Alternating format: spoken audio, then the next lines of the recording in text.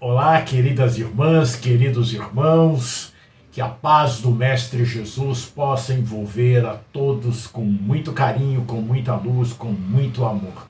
Eu sou Irandir Protásio, um dos membros do Lar Ismael. E este é o quadro Conversando sobre Jesus, que fica disponibilizado no canal do Lar Ismael no YouTube. O personagem de hoje não conheceu Jesus pessoalmente. Veio tomar conhecimento de Jesus lá pelo ano 34 ou 35.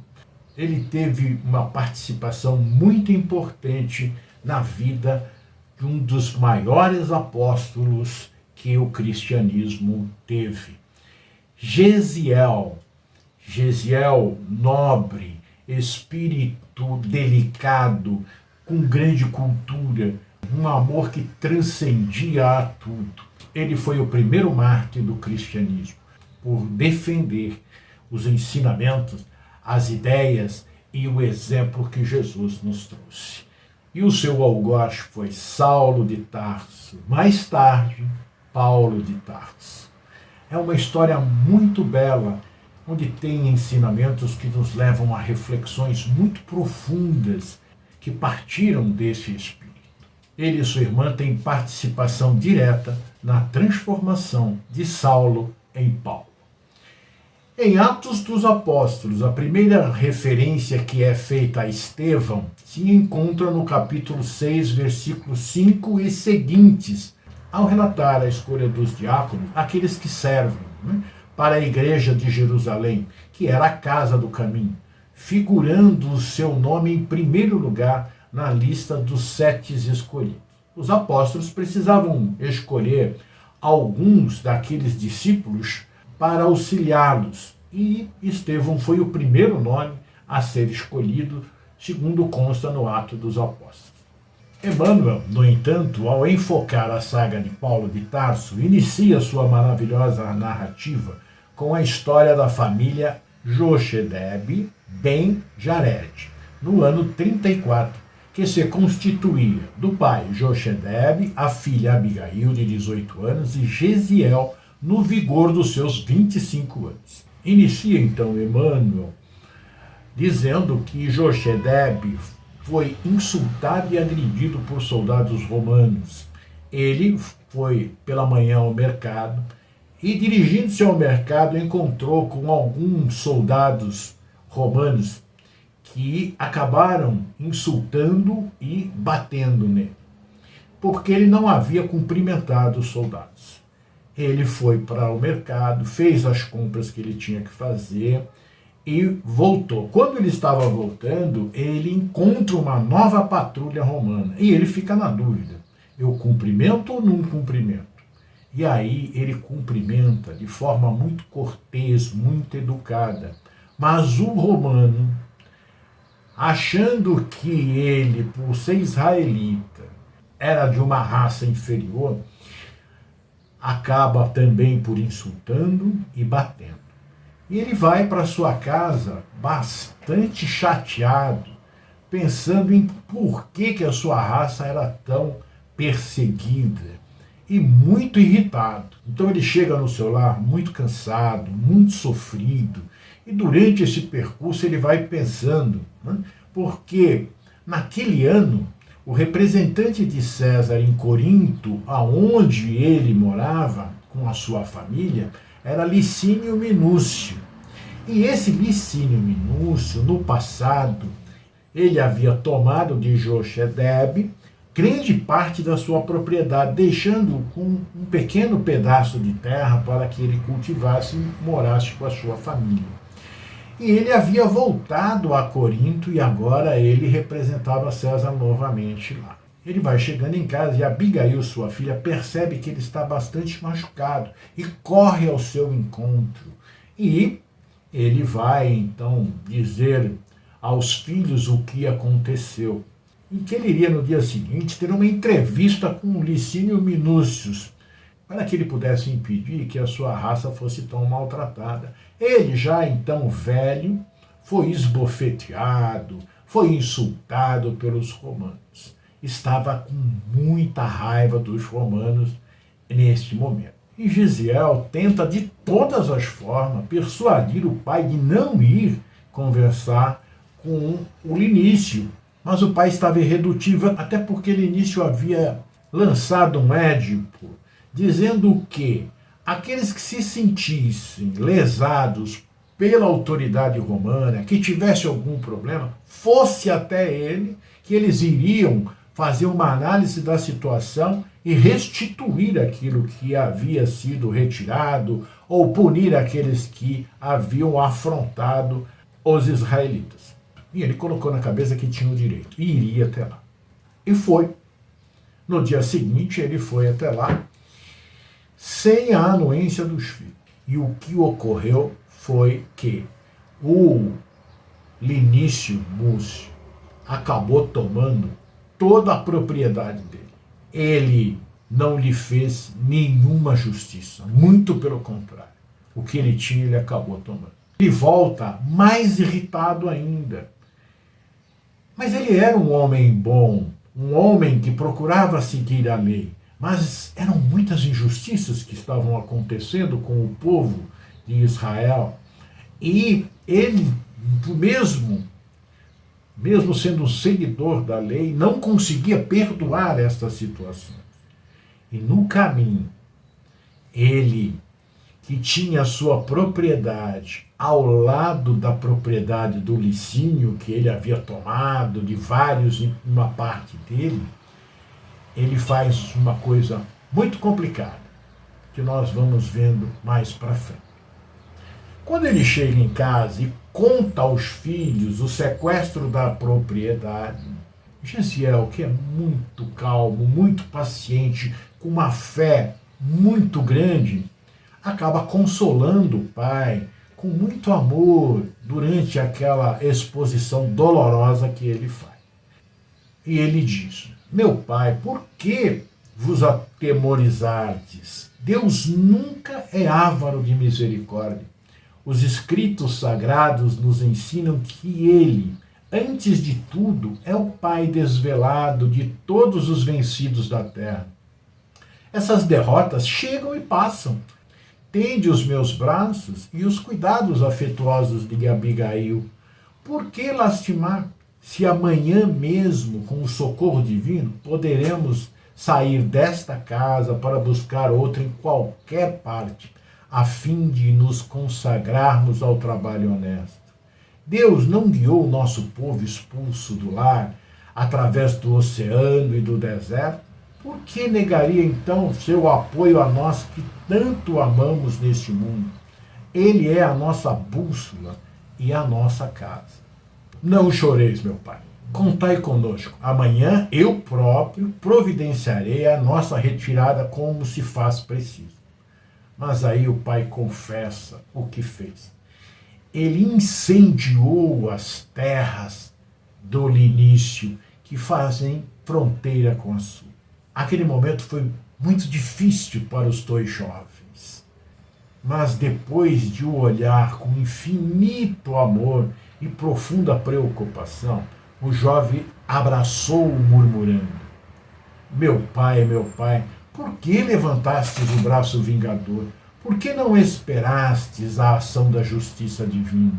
Embora perturbado pelas afetuosas admoestações, esclareceu: não está nos mandamentos, não furtarás? E fazendo o que eu fiz, eu procurei retificar um desvio da lei, porquanto fomos espoliados de tudo que constitui o nosso humilde patrimônio. Acima de todas as determinações, porém, meu pai, acrescentou Gesiel, sem nenhuma irritação, Deus mandou gravar o ensinamento do amor, recomendando que o amássemos sobre todas as coisas, de todo o coração e de todo o entendimento. Amo o Altíssimo, mas não posso amar o romano cruel, suspirou Jochedebe amargurado. Mas como revelarmos dedicação ao Todo-Poderoso que está no céu? Continuou o jovem compadecido, destruindo suas obras. Vejam, o amor, a fé, a certeza deste jovem conversando com um pai que fez uma malcriação contra as leis divinas. E ele faz isso com muito carinho. E neste momento ele vai dar uma lição muito profunda, não só ao pai, mas a todos nós, por danificarmos a obra divina. Ele diz o seguinte: no caso do incêndio, nós temos só a considerar o nosso testemunho de desconfiança com a justiça de Deus. Os campos que nos fornecem agasalho e pão sofreram com a nossa atitude, e os dois melhores servos de Linício Minúcio, Caio e Rufílio, foram feridos de morte quando tentavam salvar as termas prediletas do amo, numa luta inútil de livrá-las do fogo que as destruiu. Ambos, apesar de escravos, têm sido nossos melhores amigos. As árvores frutíferas e os canteiros de legumes de nossa propriedade devem quase tudo a eles. Não só no concernente às sementes vindas de Roma, mas também no esforço de cooperação com o meu trabalho. Não seria justo honrarmos sua amizade dedicada e diligente, evitando-lhes a punição e os sofrimentos injustos? Meus amigos, tem aqui na fala de Gesiel algo que nós precisamos pensar muito, porque ao ferirmos a obra de Deus, nós estamos ferindo a nós mesmos. Quando ele nos diz que o campo sofreu por causa do incêndio, né? Porque o campo é o que nos dá o alimento. Sem falar nos animais. E nós desprezamos a nossa natureza.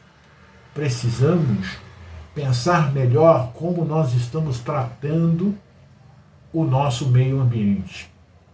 Porque é ele que nos fornece não só a alimentação material, mas também a alimentação que vem através da própria natureza, que nós aspiramos. Pensemos bem nestas palavras que Gesiel trouxe ao seu pai neste momento muito delicado. E o Jochebed pareceu meditar profundamente nas observações filiais, ditas com um tom carinhoso. Enquanto Abigail chorava em silêncio, o moço acrescentava: são muitas lições que Gesiel nos trazem nas suas falas.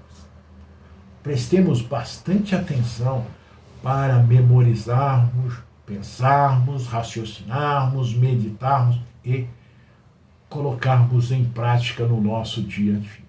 Ele diz: nós que estávamos em paz nas derrotas do mundo, porque trazíamos a consciência pura, precisamos resolver agora em face do que nos advirá em represália.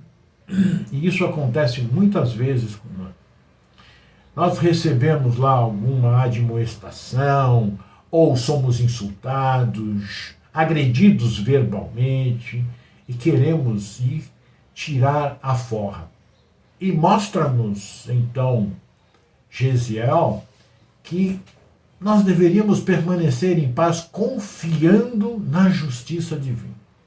Não irmos nós lá querer fazer justiça com as nossas próprias mãos. E ele continua dizendo: quando dava o meu esforço contra o fogo, observei que muitos afeiçoados de Minúcio me contemplavam com indisfarçável desconfiança. A esta hora, ele já terá regressado dos serviços da corte provincial. Precisamos encomendar-nos ao amor e à complacência de Deus, pois não ignoramos os tormentos reservados pelos romanos a todos os que lhes desrespeitam as determinações. E neste momento, Gesiel toma os velhos pergaminhos sagrados e disse para a irmã, com muita tristeza: Abigail, vamos recitar o salmo que nos foi ensinado pela mamãe para as horas difíceis. Vejam que era um espírito, ele e Abigail, apegado à lei, em busca do conforto que a lei divina nos traz em todos os momentos. E nesse momento, a mamãe dele havia ensinado que nas horas complicadas, difíceis, eles deviam abrir os pergaminhos. Hoje nós abrimos o Evangelho para vermos o que nos diz, então, a justiça divina. E ela abriu ao acaso, como era de costume na época, e veio o Salmo 23 de Davi. O Senhor é meu pastor, nada me faltará. Deitar-me faz em verdes pastos.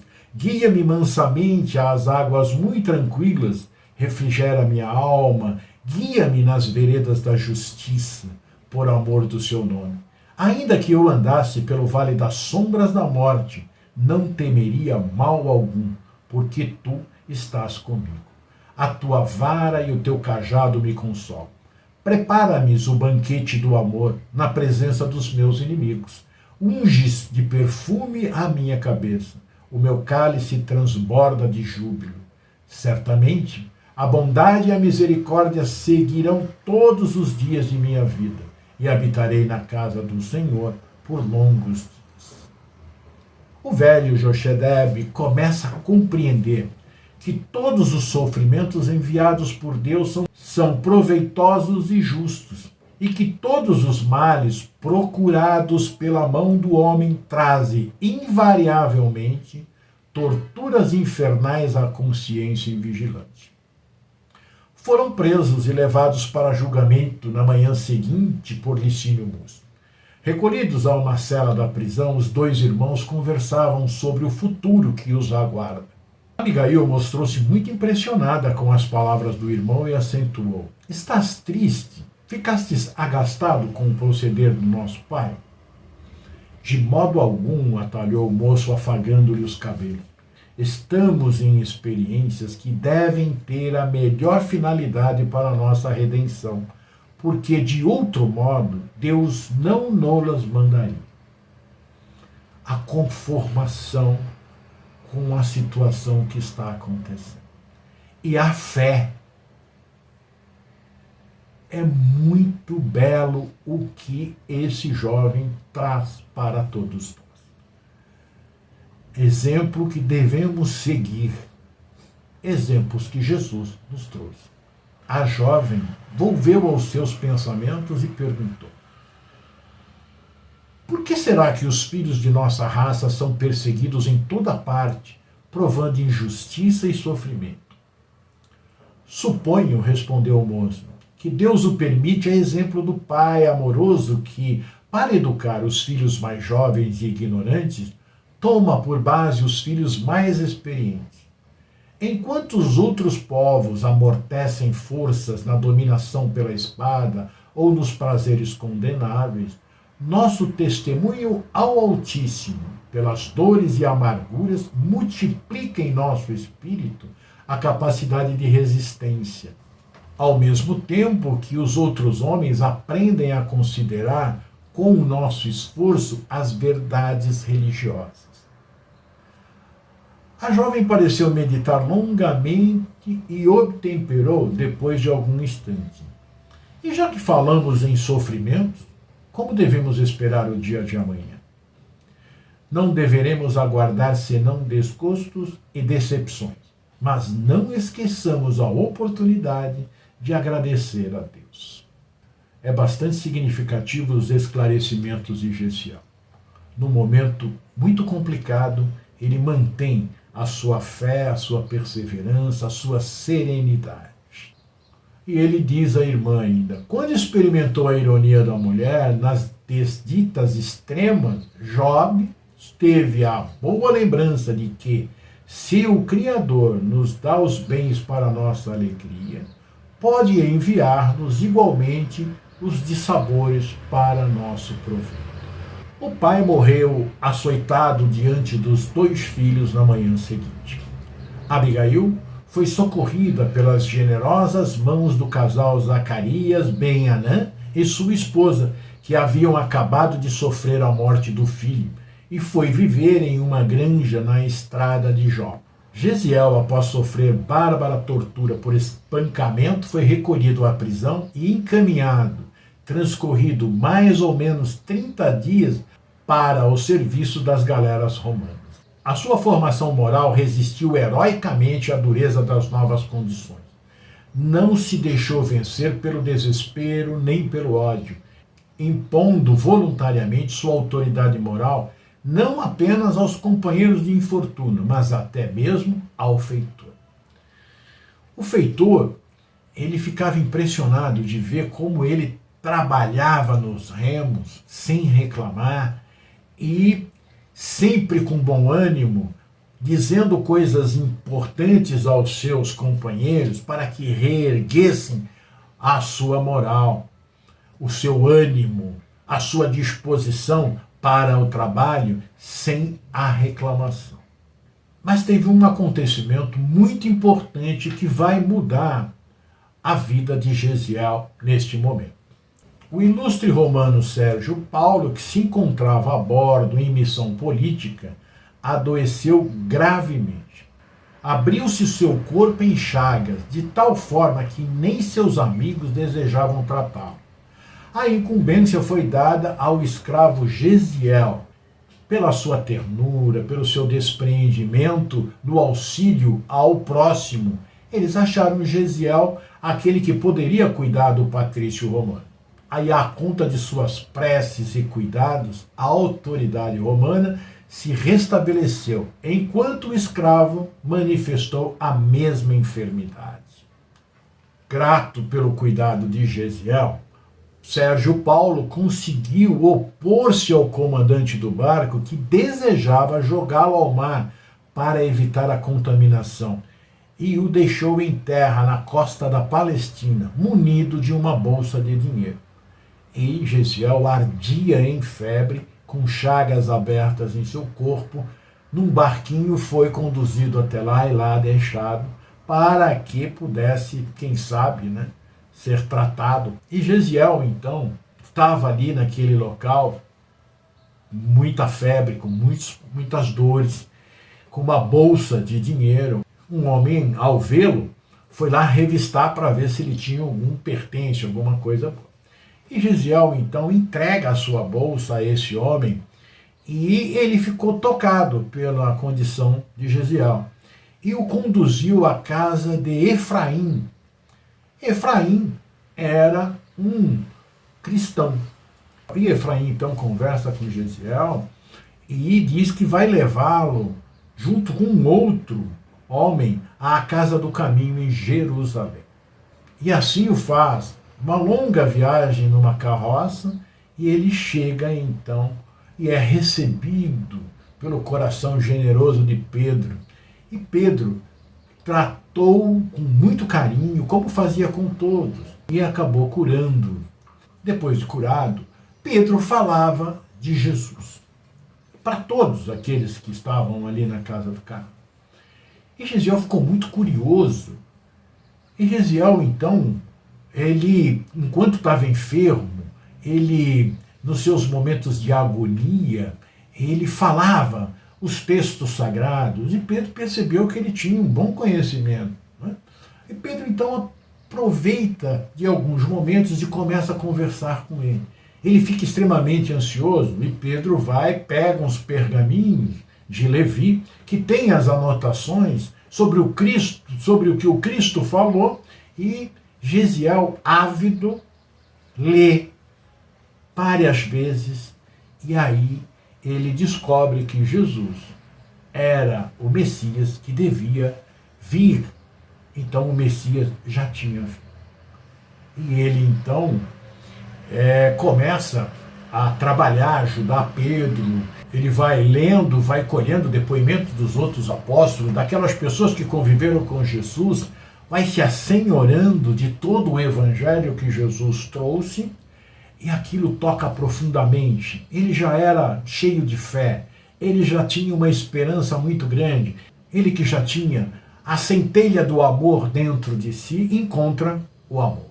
Então Pedro sugere que Gesiel mude de nome, para resguardar o romano, que o havia salvo, e também para marcar um novo período na sua vida. Ele dá-lhe então o nome de Estevão. Rapidamente, Estevão se integrou na vida da comunidade cristã, passando a servir a causa com todas as suas forças. Breve, tornou-se uma das figuras de destaque na Casa do Caminho pelas suas faculdades curadoras e inspirada pregação. Paulo estava em Jerusalém quando recebe a visita de um grande amigo, Sadoc, que vem lá de Damasco. E Sadoc, que tinha um conhecimento sobre a operação ali da Casa do Caminho, conversa com Paulo, preocupado porque existia ali um homem que, através do seu verbo inflamado e amoroso, estava conquistando vários adeptos para aquela seita. Paulo, que conhecia muito superficialmente sobre a Casa do Caminho e que ouvira falar de Jesus, mas que ele foi morto na cruz, não dava muito ouvidos àqueles comentários. Mas, vindo de Sadoc, ele prestou mais atenção, pegou algumas informações. Sadoc o convida para ir, então, à Casa do Caminho. E foi aí que, então, Paulo conheceu Estevão pela primeira vez. E ele foi só para verificar se houvesse alguma coisa que afrontasse a lei de Moisés, ele iria tomar as devidas providências. Caso contrário, ele deixaria, porque era um monte de homens esfarrapados, ajudando outros doentes e necessitados de toda a sorte. Durante a pregação, Paulo ficou impressionado com Estevão. E ele não entendia muito bem o que Estevão estava falando. Quando Estevão cita a lei de amor sobrepondo alguns mandamentos de Moisés, aí Paulo percebe que ali há um perigo contra a lei mosaica. E há um bate-boca. E ele tenta criar uma discussão, mas Estevão se nega a discutir. E então Paulo, aquele sujeito orgulhoso, doutor da lei, com grande responsabilidade sobre a lei mosaica, ele vai e convida ele para ir ao Sinédrio para uma discussão. Mas Estevão não quis. Paulo, muito irritado por ter sido contrariado, e Estevão não ter aceito o seu convite para o debate, conversa com um amigo para que faça uma denúncia formal contra Estevão, porque assim ele poderia fazer com que ele fosse não mais convidado, mas intimado a comparecer. E um amigo dele, sem nenhum escrúpulo, sem ter nada para provar, vai lá e faz uma acusação formal contra Estevão. E Estevão comparece ao tribunal sozinho. E o interrogatório foi presidido pelo próprio Saulo, mas ele foi vencido pela serenidade e pela paz que descobriu em Estevão e também na sua convicção inabalável em Jesus. Isso deixou ele encolerizado e ele esbofeteou Estevão repetidas vezes, sem que Estevão tivesse a mínima reação. Ele seguia aquilo que ele aprendera de Jesus através dos apóstolos, através dos outros discípulos, através daqueles que conheceram Jesus. Adotou a postura que o mestre havia adotado. Depois de um longo e desgastante interrogatório, a sentença foi proferida: morte por apedrejamento. E Estevão foi colocado num cárcere e ficou durante quase 2 meses. Acontece que Abigail, irmã de Gesiel, hoje Estevão, estava morando com o casal Zacarias e Ana lá na estrada de Jope. Zacarias era amigo de Paulo e Paulo conheceu Abigail e se enamorou por Abigail e Abigail por ele. Então eles começaram um romance, um namoro. E Abigail falava de Gesiel a Paulo. E Paulo, ele amava Abigail. E ele envidou todos os esforços para tentar encontrar Gesiel, mas não conseguiu. Paulo convida Abigail para ir assistir à execução de Estevão. Ela aceita, mas está com o coração muito doído, preocupada. No dia marcado para o apedrejamento, foi conduzido às proximidades do altar dos holocaustos no templo. Apresentava esquimoses nas mãos e nos pés. O passo tardio demonstrava cansaço. A barba estava crescida e maltratada. Após a leitura das acusações, antes de pronunciar a sentença, Saulo perguntou-lhe se estaria disposto a abjurar conservando a vida. A resposta desassombrada do moço de Corinto foi de que nada no mundo faria renunciar à tutela de Jesus. Morrer por ele significava uma glória. O tumulto foi geral. Fariseus exaltados o arrastaram, puxaram-no pela gola, e não fosse a intervenção enérgica de força armada, ele seria estraçalhada pela multidão furiosa. Com o auxílio de um legionário romano, recompôs as vestes sujas e rotas, acima dos rins, para não ficar inteiramente nu. Algemado a um tronco com os pulsos sangrando, pela grosseria dos soldados, sob o sol abrasador das primeiras horas da tarde, começou o apedrejamento. Os executores da sentença eram os representantes das sinagogas das cidades que convergiam ao templo. Despiram seus mantos brilhantes e enfeitados, entregando-os a Saulo. Eles se esmeravam em poupar a cabeça do condenado, a fim de que o espetáculo durasse mais tempo. Eram espetáculos grotescos, perversos, de muita maldade. Mas Estevão pensava em Jesus e orava. O peito se cobre de ferimentos e o sangue flui abundante. Ele recita o Salmo 23 de Davi. O Senhor é meu pastor, nada me faltará. Sentindo a presença de seus amigos espirituais, exclama o que os Atos, no capítulo 7, versículo 26, registraram. Eis que vejo os céus abertos e o Cristo ressuscitado na grandeza de Deus. Recorda da irmã Abigail. Por onde andaria? Que teria sido feito dela? Nunca mais a encontraram. Abigail, noiva de Paulo, e por ele convidada para assistir à execução, chegava naquele instante. Demorara-se em vir porque não desejava presenciar o espetáculo vil. Instar mesmo junto a Saulo se não poderia ser outra sentença ao jovem pregador, a respeito do qual o noivo lhe falara.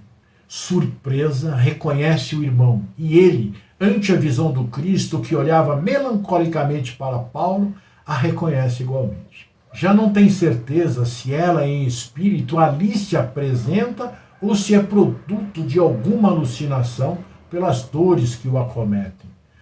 A pedido de Saulo, que não entende como se tornar o verdugo do irmão de sua noiva, ele é retirado do poste e conduzido ao gabinete dos sacerdotes. Tanto quanto pôde, Gesiel resumiu para Abigail sua história e lançou em sua alma as primeiras sementes da boa nova. A irmã lhe representa o noivo, Saulo, a quem o moribundo contempla sem ódio e acentua. Cristo os abençoe. Não tenho no teu noivo um inimigo, tenho um irmão. Saulo deve ser bom e generoso. Defendeu Moisés até o fim. Quando conhecer a Jesus, servi-lo-á com o mesmo fervor. Sê para ele a companheira, amorosa e fiel. A cena é comovedora. Abigail deixara o irmão preso ao poste de martírio em Corinto e torna a encontrá-lo em idêntica condição em Jerusalém. Ora, a pedido dele, conforme o fizera um dia na sala de tortura, ele desencarna em seu regaço.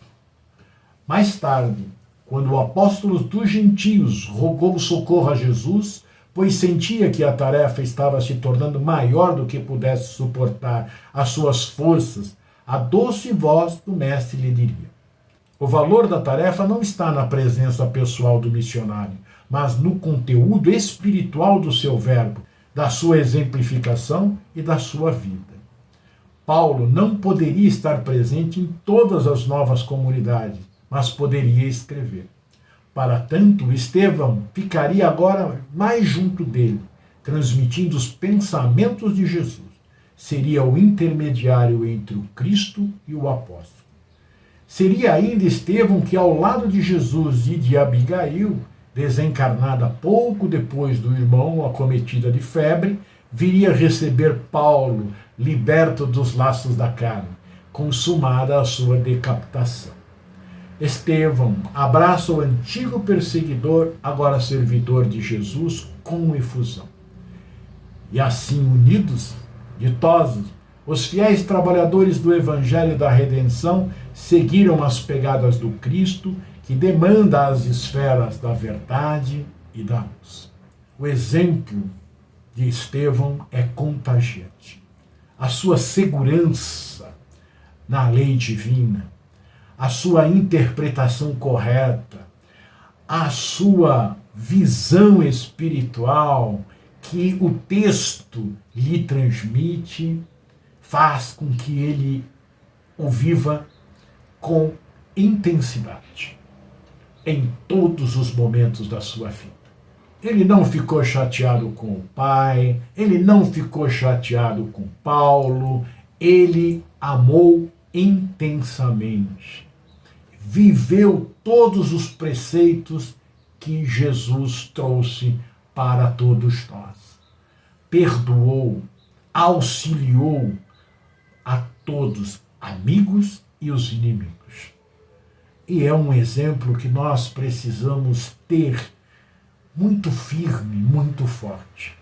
O livro Paulo e Estevão, de Emmanuel, psicografado por Francisco Cândido Xavier, assim como o livro As Marcas do Cristo, de Hermílio Miranda, no capítulo 2, versículo 1, também o livro de Ivone do Amaral Pereira, Cânticos do Coração, no capítulo 1, e também o artigo da Federação Espírita do Paraná.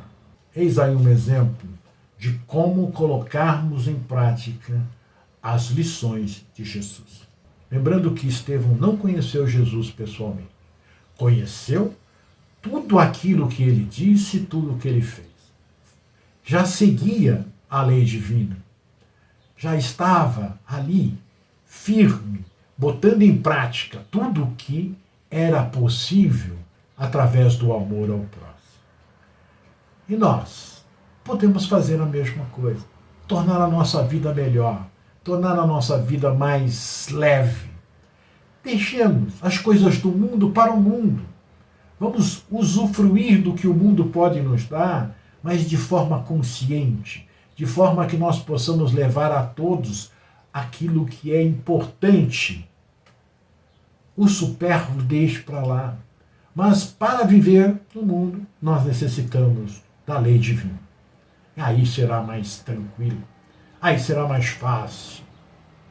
Sigamos, meus queridos irmãos, com Jesus em nossos corações, seguindo as pegadas e os exemplos que nos deixam esses irmãos maravilhosos. E não deixemos de ler o livro Paulo e Estevão, que nos traz ensinamentos belos e deixam nossas vidas melhores ainda. E nós, do Lar Ismael, desejamos a vocês luz, paz, alegria e muito carinho nas suas vidas. Jesus nos abençoe.